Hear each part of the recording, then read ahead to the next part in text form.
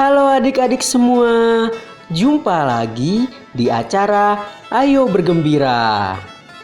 Komik Yesus kali ini kita akan menyaksikan kisah Yesus perumpamaan tentang anak laki-laki yang hilang. Nah, untuk itu mari kita saksikan kisah Yesus perumpamaan tentang anak laki-laki yang hilang.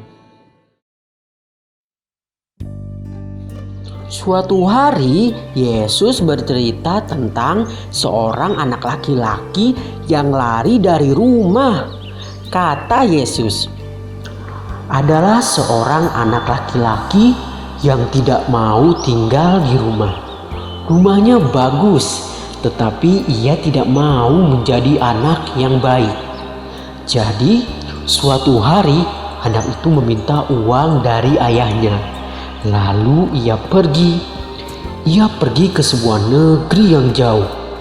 Di negeri yang jauh itu, anak itu hidup bersenang-senang. Ia melakukan apa saja sesuka hatinya.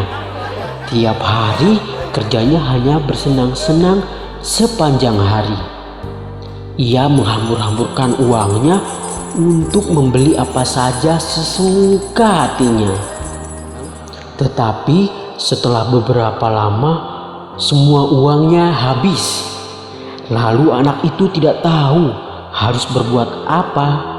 Ia kelaparan, tetapi ia tidak sanggup membeli apapun untuk dimakan.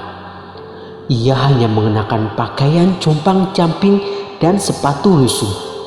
Dan tidak seorang pun yang menolongnya. Tidak seorang pun yang peduli. Anak itu berkata dalam hati, "Mengapa aku lari dari rumahku yang bagus?" Ia tidak berani pulang. Ia telah berbuat durhaka. Ia yakin ayahnya tidak mau anak durhaka seperti dia kembali.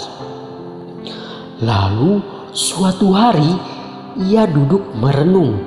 Katanya dalam hati, "Ayahku mempunyai cukup makanan, tetapi aku kelaparan. Aku akan mendapatkan ayahku. Aku akan mengatakan kepadanya betapa aku menyesal. Aku akan mengaku bahwa aku tidak layak menjadi anaknya.